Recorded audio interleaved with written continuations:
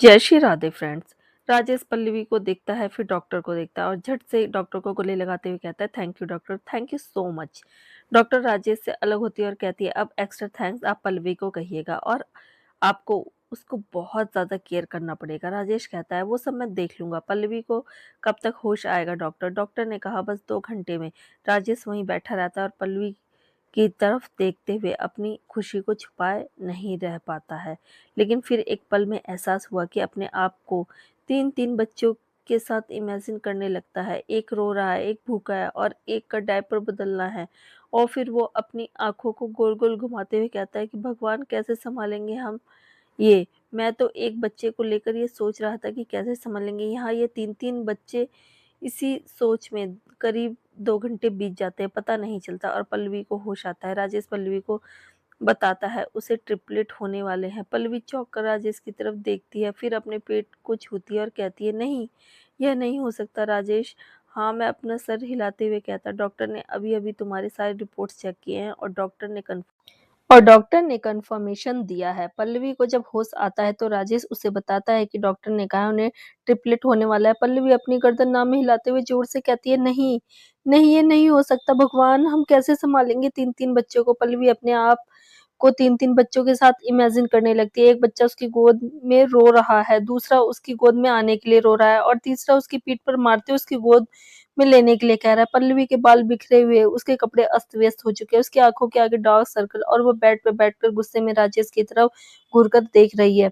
अरे राजेश, वह अपने ऑफिस जाने के लिए सोफे पर बैठे अपने शूज़ को पहनकर पल्लवी की तरफ देखकर मुस्कुरा रहा है। राजेश पल्लवी के कंधों को पकड़कर हिलाते हुए कहता है, जो इमेजिनेशन तुम अभी कर रही हो, मैं पिछले 2 घंटे से कर रहा हूँ। पल्लवी राजेश को देखकर कहती है, तुम छूना मत मुझे, दूर रहो मुझसे। राजेश उसे अपने पास खींचते हुए कहता है, तुम मुझसे क्यों नाराज हो रही हो पल्लवी?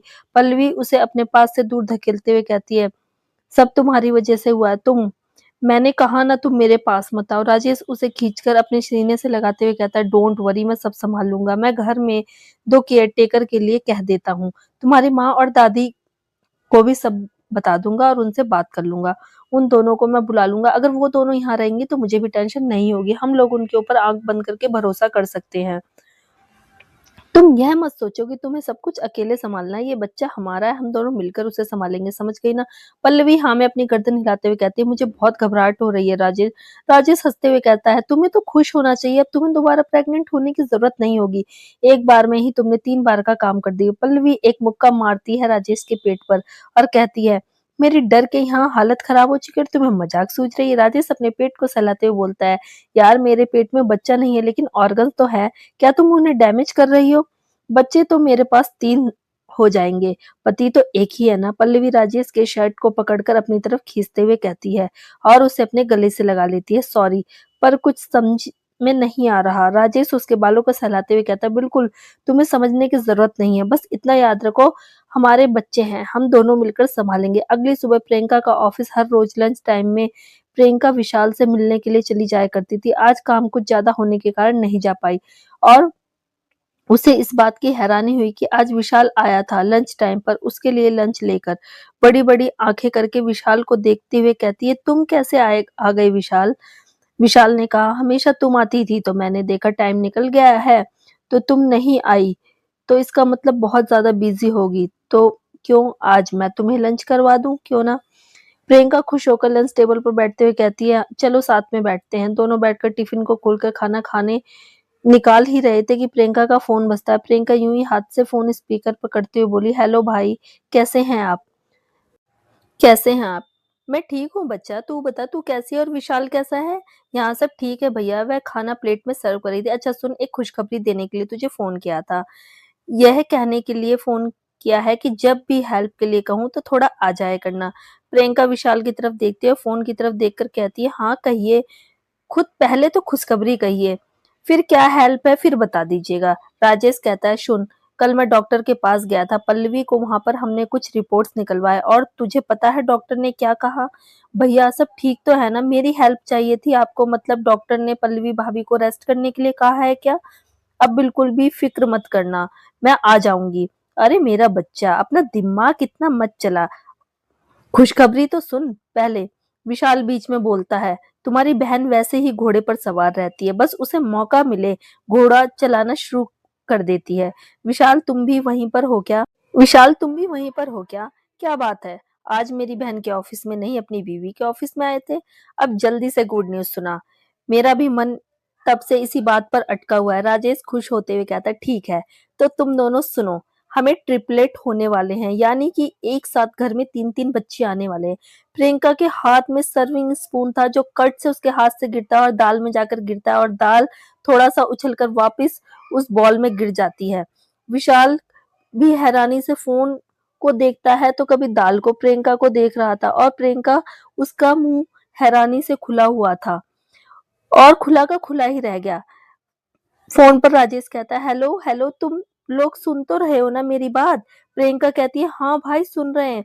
भैया यह तो कमाल हो गया। राजेश कहता है, ठीक है फिर तो तुम दोनों कल घर पर आ जाना, आमने सामने मिलकर बातें करते हैं, ठीक है? फोन रखने के बाद विशाल और प्रियंका एक दूसरे की तरफ देखते हैं और फिर विशाल प्रियंका को गले लगाते हुए बोलता है, मुबारक हो, तुम एक साथ तीन तीन बच्चों की बुआ बनने वाली हो। प्रियंका के कॉलर को ठीक करते हुए कहती है, तुम फूफा जी। खाना खाते हुए विशाल प्रियंका से कहता है, मैं दो तीन दिनों से सोच रहा था कि तुमसे कहने पर समझ में नहीं आ रहा कैसे कहूँ।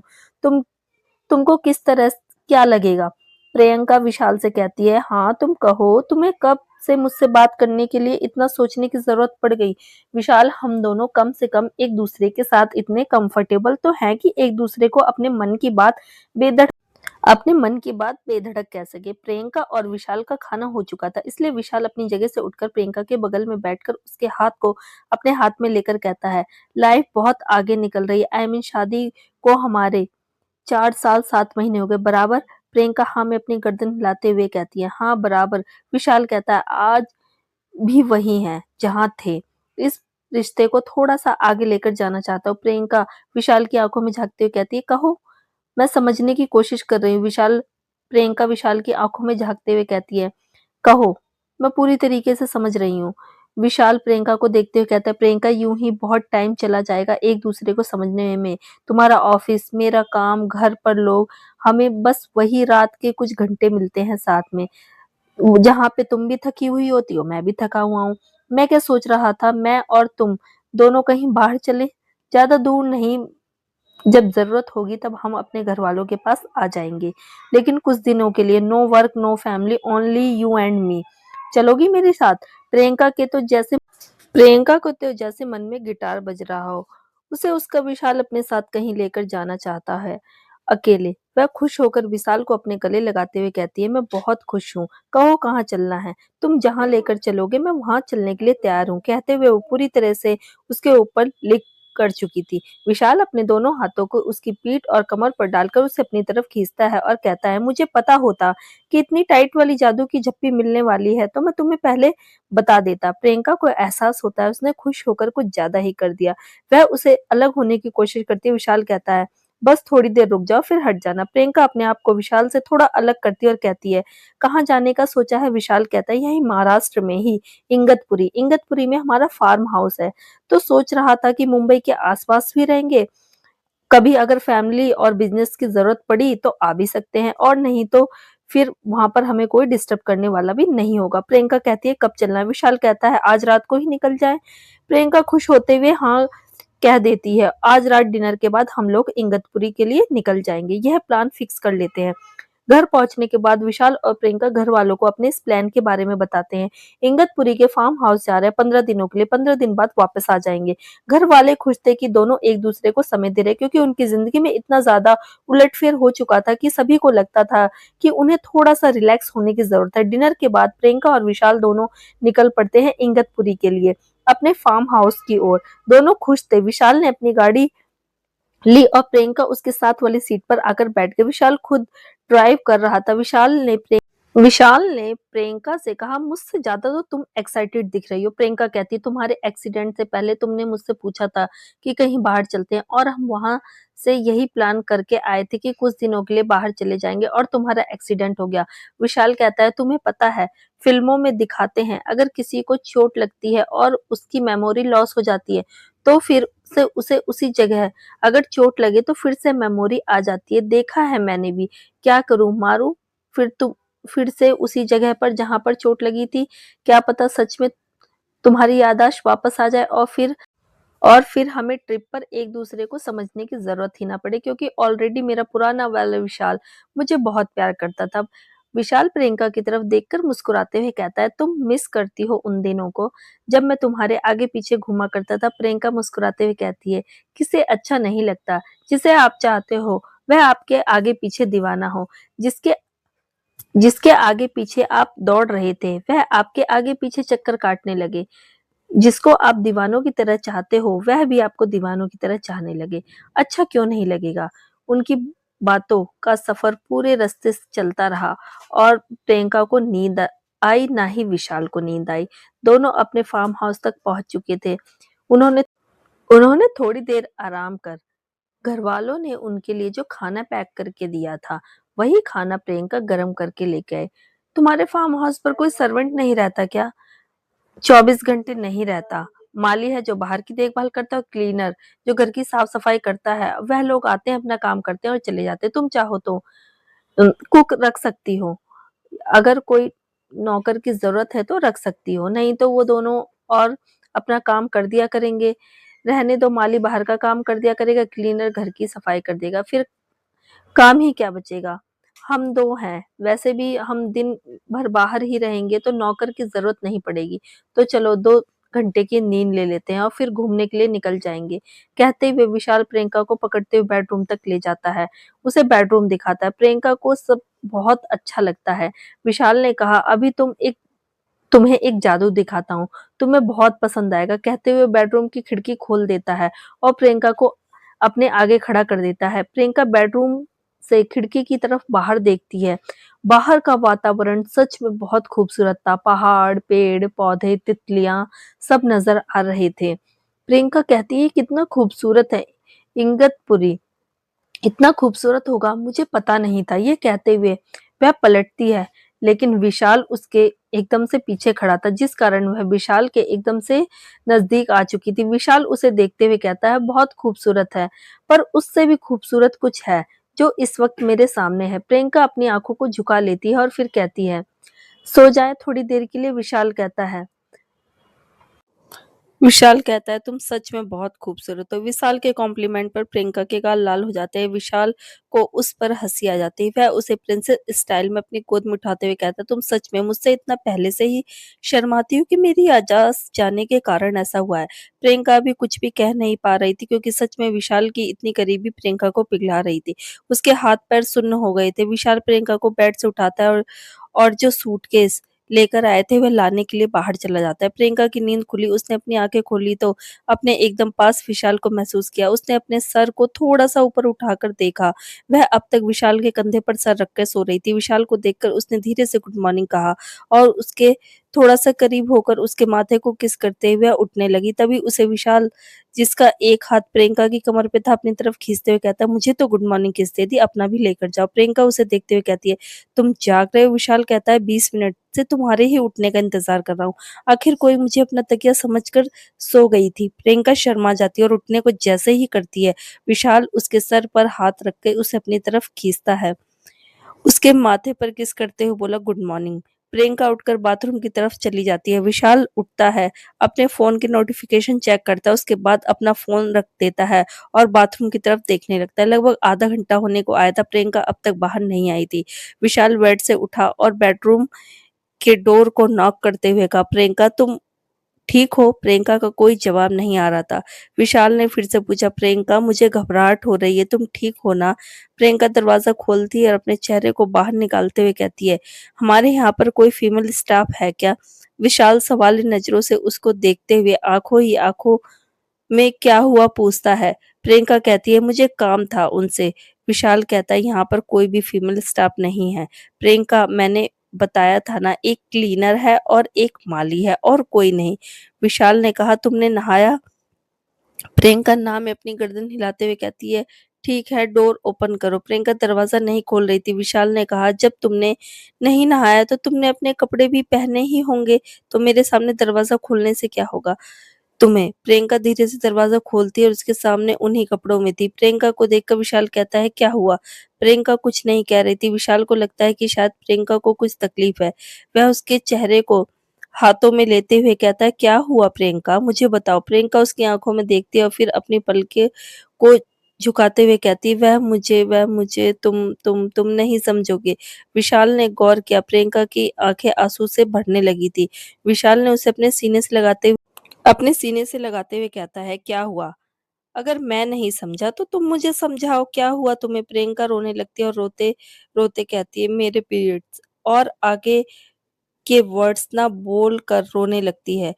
उसके सिसकने की आवाज सुनकर विशाल उसके बालों को सहलाते हुए कहता है, और इसलिए तुम इतना रो रही हो? प्रियंका उसके सीने से लगे हुए सुबकती जा रही थी और अचानक उसकी हिचकी आने लगी। विशाल उसे छोड़कर बाहर जाता है और एक बोतल लेकर आता है और कहता है, पहले पानी पियो। प्रियंका पानी पीती है। विशाल उसे अपने हाथ में पानी लेकर उसके चेहरे को धोता है और कहता है, तुम मेरे साथ सारी चीजें शेयर कर सकती हो। भले ही हम पूरे तरीके से पति पत्नी वाली जिंदगी ना जी रहे हो, लेकिन फिर भी तो पति पत्नी तो है ही ना। और तुम्हारा पति इतना तो समझदार है कि वह समझ सकता है कि इस वक्त किस चीज की जरूरत है तुम्हें। प्रियंका उसे गले से लगाते हुए कहती है, मेरे पास यहाँ पर कुछ भी नहीं है और मेरे पेट में भी बहुत दर्द हो रहा है। विशाल उससे कहता है, तुम एक काम करो, तुम नहाओ, जब तक तुम नहाओगी तब तक मैं आ जाऊंगा, और तुम्हें क्या क्या चाहिए मेरे मोबाइल में मैसेज कर देना। कहते हुए बाहर जाता है। मोबाइल हाथ में प्रियंका का मोबाइल प्रियंका के हाथ में देता है। प्रियंका मैसेज में उसे जैसी चीजें की जरूरत थी वही लिखकर भेजती है। विशाल 20 मिनट के अंदर ही आ जाता है और प्रियंका के हाथ में थैली को देते हुए कहता है, यह लो, जो सब तुमने मंगाया था यह सब उसके अंदर है। विशाल के हाथों से वो थैली को लेते हुए प्रियंका बड़ा सा स्माइल देते हुए विशाल के गाल पर किस करते हुए बोलती है, थैंक यू सो मच, तुम बहुत अच्छे हो, और कहते हुए दरवाजा बंद कर लेती है, बिना यह देखे कि उसके छोटे से किसने विशाल की आंखें कितनी बड़ी कर दी थी। विशाल कुछ पल के लिए वहीं रुकता है, फिर अपने गालों को धीरे धीरे सहलाते हुए बेडरूम से बाहर आता है। प्रियंका आधे घंटे बाद जब बाहर आती है तो उसे चाय की बहुत अच्छी खुशबू आती है। वह निकलकर किचन में जाती है तो देखा विशाल चाय बना रहा था। प्रियंका जाकर विशाल को पीछे से गले लगाते हुए कहती है, तुम ना सच में बहुत अच्छे हो विशाल। विशाल अपने हाथों से प्रियंका को खींचते हुए अपने आगे करता है और उसे किचन के प्लेटफॉर्म पर बिठाते हुए कहता है, ठीक है, फिर अपने अच्छे वाले पति के हाथों का बना हुआ अच्छा सा चाय पी लो और यह बताओ कि कितनी अच्छी बनी है। विशाल के हाथ से कप लेते हुए प्रियंका कहती है, तुम तो चाय नहीं पीते ना, फिर तुमने चाय कैसी बनाई? तुम तो हमेशा कॉफी पीते हो। विशाल कहता है, हाँ, तो मेरी कॉफी बनोगी तुम? तुम्हारे लिए चाय मैंने बना दी, और इसमें अदरक होता है, मैंने सुना है कि अदरक इस वक्त पीने से आराम मिलेगा तुम्हें। प्रियंका चाय को साइड में रखती है और किचन के प्लेटफॉर्म से उतरते हुए कहती है, रुको मैं कॉफी बना देती हूँ, और कहते हुए दूध का बर्तन लेकर गैस पे चढ़ाती है। दोनों चाय और कॉफी खत्म करते हैं। प्रियंका कहती है, आज नाश्ता करने का बिल्कुल भी मन नहीं कर रहा। विशाल कहता है, मेरा भी आज मन नहीं कर मेरा भी आज मन नहीं कर रहा, तो हम नाश्ता और खाना दोनों एक साथ खाएंगे। प्रियंका जैसे सोफे पर लेटने को होती है, विशाल अपनी जगह से उठता है और उसे वैसे भी लेटने में अपनी गोद में उठाते हुए कहता है, अगर तुम्हें तकलीफ हो रही है चलने में तो आज मेरे पैरों पर तुम चलो। कहते हुए उसे लेकर आगे बढ़ता है। यूं ही अपनी गोद में उसे लिए हुए वह अपने फार्म हाउस से बाहर निकलता है और मुश्किल से 10 मिनट चला होगा तभी उसे वहां पर एक तालाब दिखाई देता है। उस तालाब के किनारे पत्थर रखे हुए थे जो वहां पर लोग बैठते हैं। वहां पर प्रियंका को बिठाते हुए, यहाँ बैठो और सुबह की ताजी हवा का मजा लो, कहते हुए वह भी वहां पत्थरों पर बैठ जाता है। प्रियंका अपनी जगह से उठकर विशाल के दोनों पैरों के बीच में बैठते हुए कहती है, तुम यहाँ पहले कितनी बार आए हो? विशाल कहता है, क्यों? प्रियंका ने कहा, पता नहीं क्यों मुझे ऐसा लगता है जैसे तुम यहाँ पर पहले भी किसी को लेकर घूम फिर चुके हो, इसलिए तुम्हें यह सब कुछ पता है। विशाल उसके चेहरे को पकड़ता है और अपनी तरफ घुमाते हुए कहता है, हाँ, अपने सभी फ्रेंड्स को एक एक बार मैं यहाँ पर लेकर आता जरूर हूँ, और जब मेरी बात नहीं सुनती तो इसी तालाब में उन्हें धकेल देता हूँ। प्रियंका मुंह बनाकर उनकी तरफ देखती देखती है और कहती है, हाँ, तुमने कहा और मैंने मान लिया। विशाल उसके माथे पर किस करते हुए कहता है, फार्म हाउस है, जब कभी थक जाता था तो काम से तो यहाँ पर आ जाया करता था। दोनों काफी देर तक वहां पर एक दूसरे के करीब यूं ही बैठे रहे। इस बात से अनजान की दो आंखें दूरबीन लगाए वहां प्रियंका पर नजर रखे हुए है। वह आदमी दूरबीन अपने चेहरे से हटाता है और अपनी आंखों पर चश्मा लगाते हुए कहता है, आखिर मुझे मिल ही गई। कितने दिनों से तुम्हें ढूंढ रहा था और देखो आज तुम मुझे मिल गई हो। अब तुम्हें अपना बनाने में मुझे कोई नहीं रोक सकता। कहते हुए एक शैतानी हंसी हंसता है और अपनी गाड़ी का दरवाजा खोलकर उसमें बैठकर निकल जाता है। कौन था वह जो काफी दिनों से प्रियंका को ढूंढ रहा था? कहते हैं कि पसंद को प्यार में बदलते देर नहीं लगती। विशाल को प्रियंका पसंद थी और कभी वह उससे बहुत प्यार भी करता था। भले ही याददाश्त खो गई हो, लेकिन भावनाएं तो मन में कहीं ना कहीं होती ही है ना। विशाल प्रियंका को लेकर अब पॉजेसिव हो रहा था। उसे प्रियंका के करीब रहना, उससे बातें करना बहुत अच्छा लगने लगा था। प्रियंका को वो अब किसी से ना ज्यादा बात करने देना चाहता था और ना ही ये कोई प्रियंका को देखे तो ये बर्दाश्त कर पा रहा था। विशाल ने अपने आप में ये बदलाव नोटिस किया। विशाल ने प्रियंका को अपने स्टाइल से प्रपोज करने का प्लान बनाया। उन्हें इगतपुरी गए 25 दिन हो गए थे। प्रियंका अब घर और काम पर ध्यान देने के लिए वापस मुंबई आना चाहती थी, लेकिन विशाल अब चाहता था कि वह अपने इस रिश्ते को आगे लेकर जाए और इसलिए वह अभी मुंबई लौटना नहीं चाहता था। विशाल अपने रिश्ते को अब पूरी तरीके से अपना लेना चाहता था। पिछले 15 से 20 दिनों में विशाल में इस बदलाव को प्रियंका भी महसूस कर रही थी और यह उसे अच्छा भी लग रहा था। विशाल का उसको लेकर इतना केयर करना, बार-बार अपने प्यार का इज़हार करना, बात-बात पर उसे यह बताना कि प्रियंका कितनी अच्छी है, उसे पसंद आ रहा था। लेकिन जब वह कहीं घूमने जाते तो अगर कोई प्रियंका की तरफ देखता तो विशाल की आँखों में जो आग उसे दिखती थी, उससे प्रियंका को डर भी लगता था। एक बार जब वह होटल में खाना खाने के लिए गए थे तो किसी ने प्रियंका को धक्का दे दिया था। विशाल ने उस आदमी को बहुत मारा था। प्रियंका विशाल के उस गुस्से से भी डरती है। आज विशाल ने पूरे कमरे को बहुत ही खूबसूरती से डेकोरेट किया था। प्रियंका किचन में खाना बना रही थी और विशाल अंदर बेडरूम में को डेकोरेट करके किचन में गया। प्रियंका को खाना बनाते हुए देख विशाल उसे उसके साथ लेकर हॉल में आता है और कहा, बाकी की रेसिपी मैं देख लूंगा, तुम्हारे लिए बेड पर कपड़े रखे हुए हैं, तुम पहन लेना। प्रियंका विशाल की बात सुनकर मुस्कुराती है और कमरे में चली जाती है। बेडरूम का दरवाजा खोलते उसकी खुशी का ठिकाना नहीं रहता। पूरे बेडरूम को बैलून और कैंडल से डेकोरेट किया गया था। खुशबूदार कैंडल की भीनी भीनी खुशबू पूरे कमरे को मनमोहक बना रही थी।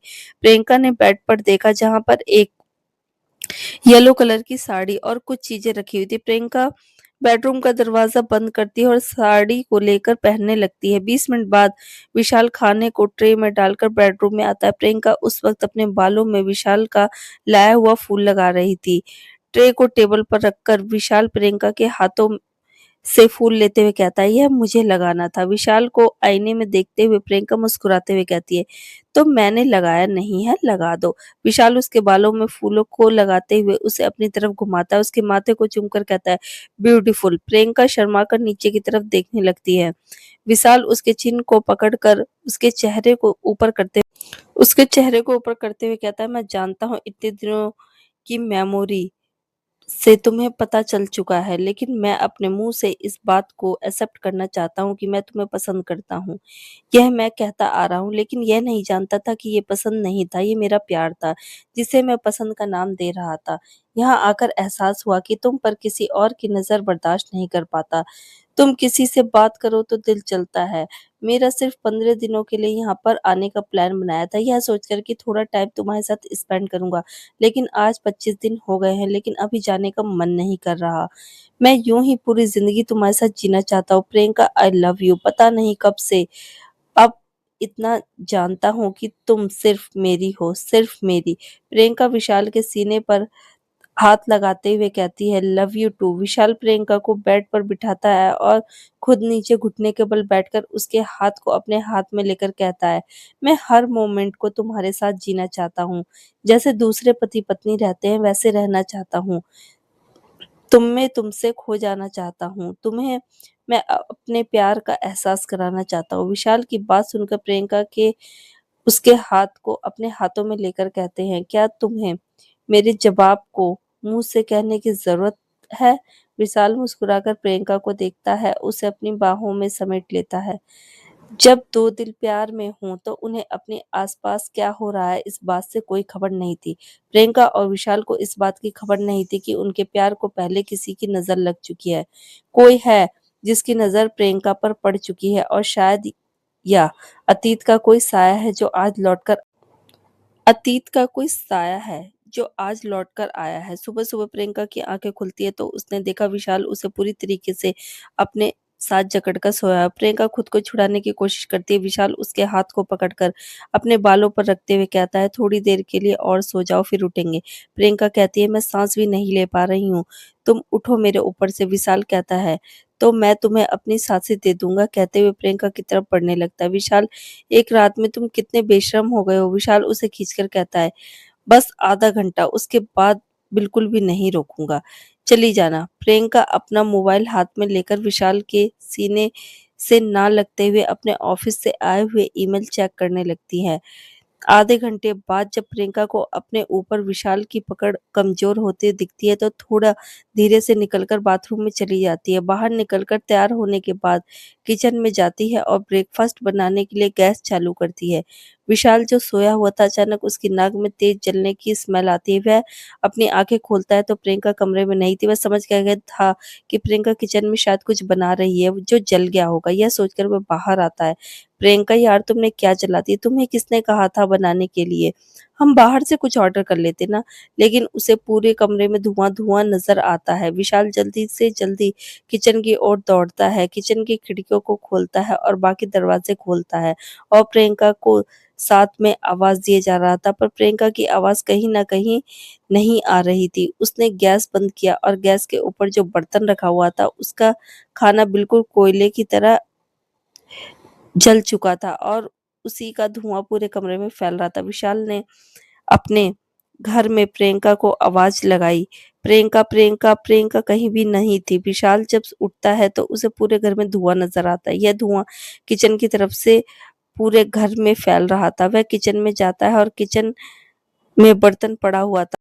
उसने गैस बंद किया, उस बर्तन को सिंक में डाला और खिड़की, दरवाजे वगैरह सब घर के खोल दिए। धीरे-धीरे धुआँ छँटा लेकिन प्रियंका कहीं नज़र नहीं आ रही थी।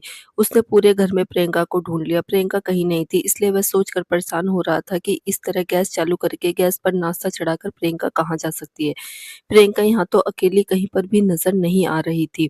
उसे कहीं जाना भी होता तो वो विशाल को बता के जाती और उसके साथ लेकर जाया करती थी। प्रियंका को अकेले यहाँ पर घूमना बिल्कुल भी पसंद नहीं था।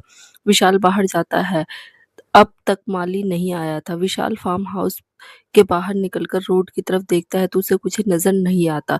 जब विशाल वापस अपने फार्म हाउस में एंटर करता है तो उसे गेट पर चूड़ियों के कुछ टुकड़े दिखते हैं। उन चूड़ियों के टुकड़े को उठाता है तो उसे याद आता है कि ये वही चूड़ियाँ हैं जो कल रात को वो बेड पर प्रियंका को पहनाने के लिए रख कर आया था। अपने मन में कहता है प्रियंका की चूड़ियाँ, यह तो उसने रात को ही पहना था, तो फिर यहाँ पर कैसे? उसकी नज़र आगे की तरफ जाती है तो यूँ ही टुकड़े हर तरफ बिखरे हुए दिखाई देते हैं। विशाल सिक्योरिटी रूम में जाता है, वहाँ पर सीसीटीवी फुटेज चेक करता है, तभी उसे दिखता है कि तकरीबन 40 मिनट पहले एक नकाबपोश अंदर आया था और वह प्रियंका को ज़बरदस्ती लेके जा रहा था। प्रियंका उसके साथ नहीं जा रही थी, लेकिन उसने उसके हाथों को कस के पकड़ा हुआ था और उसके बालों को अपनी मुट्ठी में भरा हुआ था। विशाल की नज़रें उस आदमी के हाथों पर रुक जाती हैं। वह अपने मन में कहता है, "मैं तो किसी का हल्का-सा हाथ भी प्रियंका पर बर्दाश्त नहीं कर पाता। तुम कौन हो जिसने विशाल मित्तल की बीवी को इस ढंग से छूने की हिम्मत की है?" फुटेज को अपने मोबाइल में ट्रांसफ़र करता है और अपने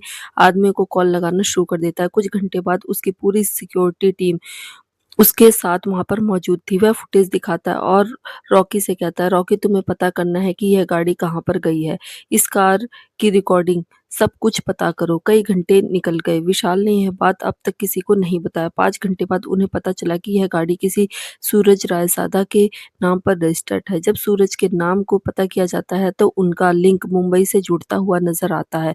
विशाल रॉकी से कहता है, "तुम पता करो अभी कार कहाँ पर है।" आज का पूरा दिन निकल गया लेकिन प्रियंका का कोई पता नहीं था। प्रियंका का फ़ोन घर में ही था जो लगातार बज रहा था।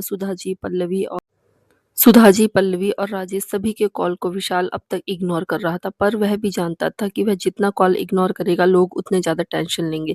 इसलिए विशाल ने सभी को बता दिया है। पता चलते ही कि प्रियंका किडनैप हो चुकी है, पूरे घर में तहलका मच गया था। राजेश इगतपुरी आने की जिद कर रहा था, जिस पर विशाल ने बताया कि शायद प्रियंका मुंबई में ही है, इसलिए वह भी मुंबई आ रहा है। जब वह मुंबई जाता है तो राजेश अपना गुस्सा विशाल पर उतारता है, यह कहकर कि अपने साथ अपनी सिक्योरिटी क्यों नहीं लेकर गया था, ना ही प्रियंका की सिक्योरिटी को उसके साथ ले जाने दिया। विशाल ने कहा कि मुझे नहीं पता था कि यह सब हो जाएगा। मैं तो हम दोनों के पास थोड़ा-सा टाइम चाहता था, इसलिए मैंने सिक्योरिटी का अपना ध्यान नहीं दिया। जिसने भी किया है, मैं उसे छोड़ने वाला नहीं हूँ। राजेश और विशाल अपने-अपने लेवल पर जाकर सब कुछ पता करने लगे। पुलिस को भी इन्फॉर्म कर दिया था। पुलिस में अपना काम कर रही थी। इधर प्रियंका को किडनैप कर एक घर में रखा गया था। प्रियंका के बेहोश कर दिया गया था। जब प्रियंका को होश आता है तो अपने आप को एक कमरे में पाती है। कमरा बहुत ही आलीशान था। ऐशो-आराम की सभी चीज़ें वहाँ पर मौजूद थी। प्रियंका बिस्तर पर पड़ी हुई थी।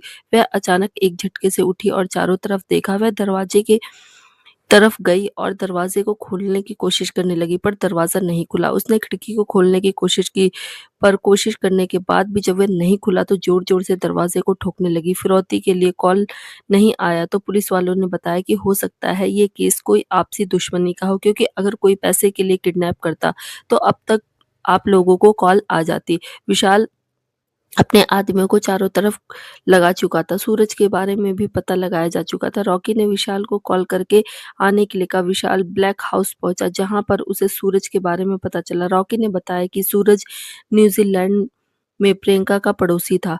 वह पहले तो प्रियंका से काफी अच्छा बिहेव करता था, लेकिन धीरे धीरे पॉजिटिवनेस को प्रियंका ने महसूस किया और उससे दूर रहने लगी। कई बार प्रियंका को प्यार का इज़हार किया था। प्रियंका हर बार मना कर देती थी। उसने प्रियंका से कहा था कि वह किसी भी हालत में प्रियंका को पाकर रहेगा, और यही कारण था कि प्रियंका जल्दी-जल्दी में इंडिया आई थी, क्योंकि वहाँ पर वह उसे परेशान हो चुकी थी। वह किसी बहुत बड़े लीडर का बेटा है, इसलिए वहाँ की पुलिस उसे ज़्यादा कुछ नहीं बिगाड़ पा रही थी। क्या विशाल ढूँढ लेगा प्रियंका को? क्या सूरज ने ही प्रियंका को किडनैप किया है? सूरज ने प्रियंका को किडनैप करने के बाद उसे एक बंद कमरे में रखा हुआ था। विशाल को यह पता चल चुका था कि सूरज ने प्रियंका को किडनैप किया है, पर उसे रखा कहाँ है? वह लोग जानकारी निकाल रहे थे। विशाल इस वक़्त इतना बेचैन था कि उसकी बेचैनी देखकर रॉकी को विशाल से डर लगने लगा था। उसकी हरकतें बिल्कुल पागलों की तरह हो गई थी। बार-बार एक ही चीज़ को दोहराया जा रहा था। उसकी हिम्मत कैसे हुई प्रियंका को छूने की? उसने प्रियंका को हर्ट करने का सोचा भी कैसे? रॉकी विशाल को कैसे भी करके समझाता है और कहता है, हम पता लगाकर प्रियंका को जल्द ही वहाँ से ले आएँगे। सूरज प्रियंका को बिल्कुल अंधेरे कमरे में बंद करके रखा था, लेकिन उसने प्रियंका के हाथ-पैर बिल्कुल ही बाँध कर रखे थे, क्योंकि प्रियंका बार-बार भागने की कोशिश कर रही थी। उसने प्रियंका के पास बैठकर उसके खाने की थाली बनाकर अपने हाथों से खाना खिलाने के लिए आगे बढ़ाया और कहा, देखो 2 दिन से तुमने कुछ नहीं खाया, कितनी कमज़ोर हो गई हो। अगर ऐसे ही करोगी तो आगे की लाइफ़ कैसे एन्जॉय कर पाएँगे हम? कहते हुए खाना ज़बरदस्ती प्रियंका के मुँह में ठूँसने लगा।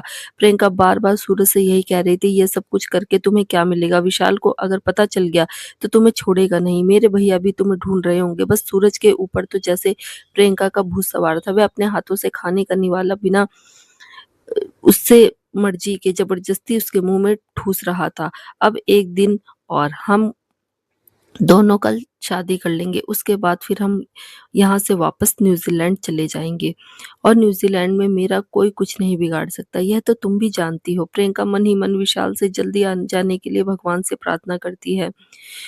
पूरे 1 दिन बाद रॉकी को पता चलता है कि प्रियंका को कहाँ रखा गया है, और वह विशाल को बताता है। विशाल वहाँ से प्रियंका जहाँ पर रखी हुई थी वहाँ के लिए निकल चुका था। सूरज ने प्रियंका को भले ही मारा-पीटा ना हो, लेकिन 2 दिन तक प्रियंका यूँ ही रस्सी से बंधी हुई रहती है।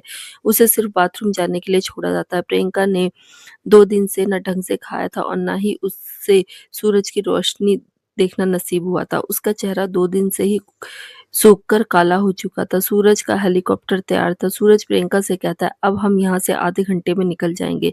सूरज प्रियंका को लेकर छत पर आता है, लेकिन तभी हेलीकॉप्टर में उसे कोई बैठा हुआ दिखता है। उसने पूछा कि इतनी तुम में इतनी हिम्मत है जिसमें है कि मेरे ऑर्डर को फ़ॉलो ना करें। तभी उसमें से जंप करके 2 लोग नीचे उतरते हैं, एक विशाल था और दूसरा रॉकी। विशाल को देखकर प्रियंका के चेहरे पे खुशी आ जाती है। वह विशाल को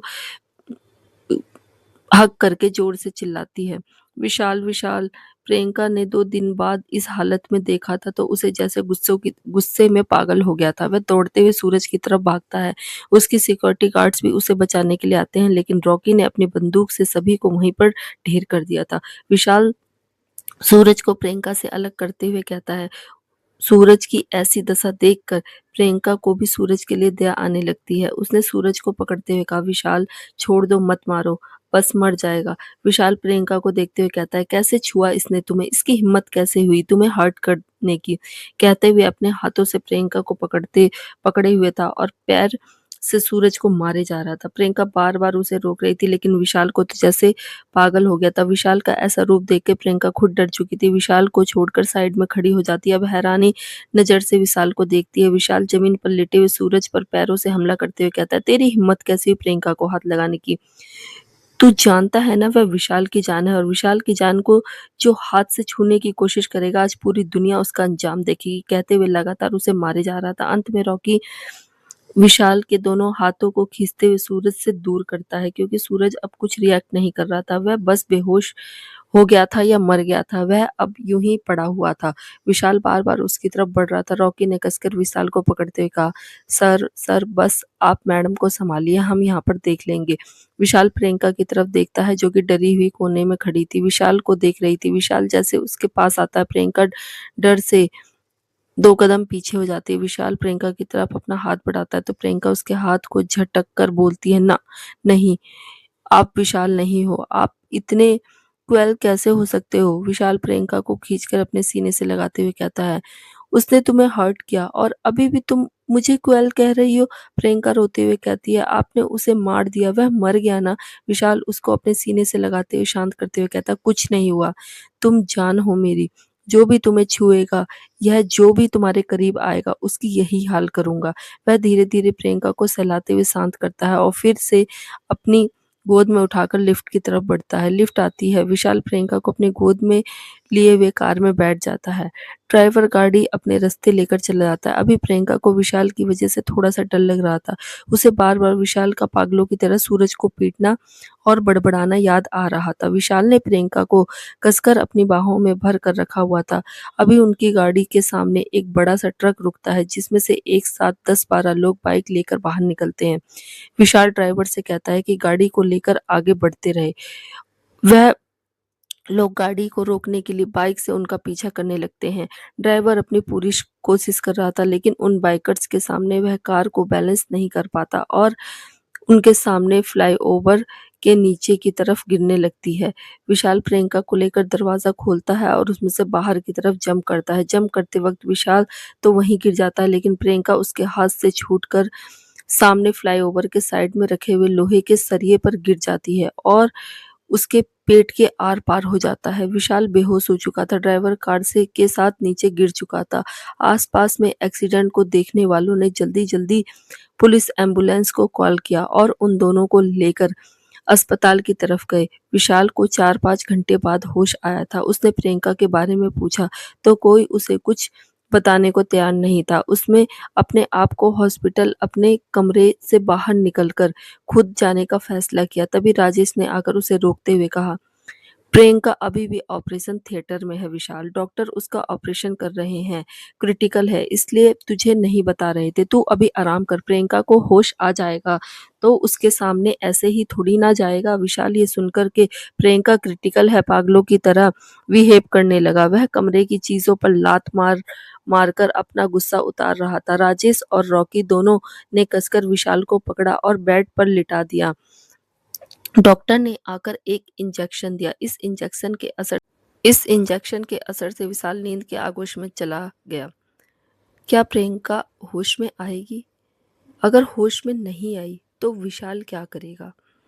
प्रियंका का एक्सीडेंट हो गया था, जिसको सुनकर विशाल बहुत ज़्यादा हाइपर हो गया था। अब आगे पल्लवी भी हॉस्पिटल आ चुकी थी। उसने राजेश से प्रियंका के बारे में पूछा। राजेश ने प्रियंका के बारे में पल्लवी को सब कुछ बता दिया। दोनों बाहर बैठे थे। विशाल अभी भी बेहोश था। डॉक्टर थोड़ी देर बाद ऑपरेशन थिएटर के लिए बाहर निकलते हैं। राजेश और पल्लवी दोनों डॉक्टर के सामने जाकर खड़े हो जाते हैं। डॉक्टर अपने केबिन में आने के लिए कहता है। जब दोनों डॉक्टर के केबिन में जाते हैं तो डॉक्टर उन्हें बताता है, क्योंकि वह रॉड प्रियंका के पेट के आर-पार हो चुका था, जिसके कारण उसके इंटरनल ऑर्गन्स में काफ़ी डैमेज हुआ था। हमें उनका यूट्रस निकालना पड़ेगा, क्योंकि वह पूरी तरह से खराब हो चुका है। पल्लवी राजेश के हाथ को कसकर पकड़ लेती है और डरी हुई नज़रों से डॉक्टर की तरफ देख रही होती है। डॉक्टर पल्लवी की घबराहट को समझ रहे थे, वह थोड़ी देर चुप हो गए।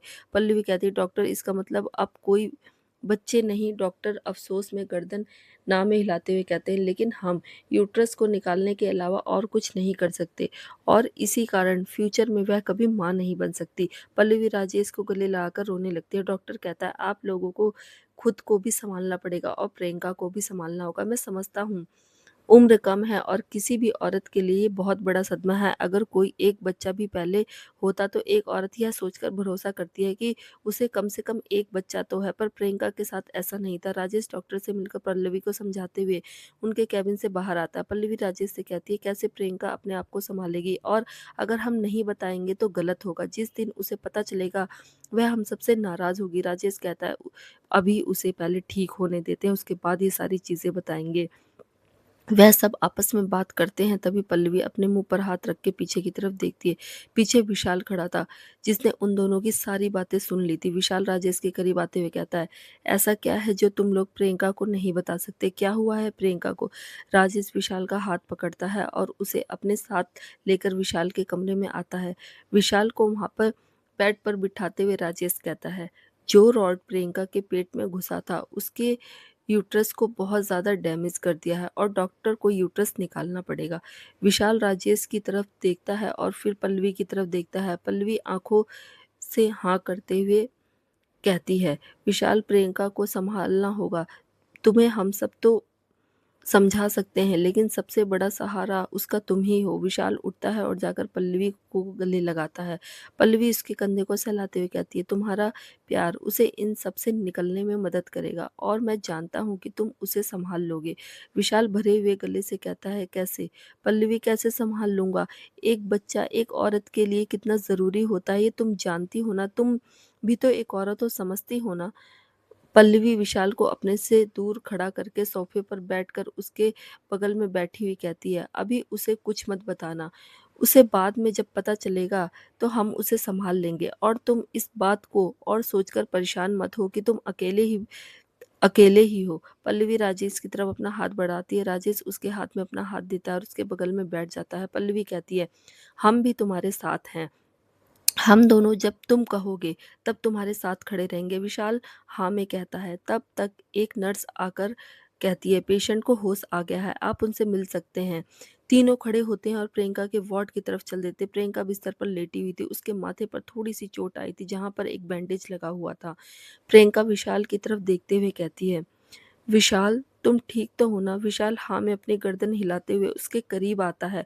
उसके हाथों को अपने हाथ में लेकर चूमते हुए कहता है, मैं बिल्कुल ठीक हूँ। तुम्हें बहुत ज़्यादा दर्द हो रहा है क्या? अपनी गर्दन ना में हिलाते हुए कहती है, थोड़ा-सा, ज़्यादा नहीं, बहुत ज़्यादा नहीं, बस थोड़ा-सा। विशाल उसके पास बैठा हुआ एकटक उसे देख रहा था। To be continue. हर हर महादेव दोस्तों।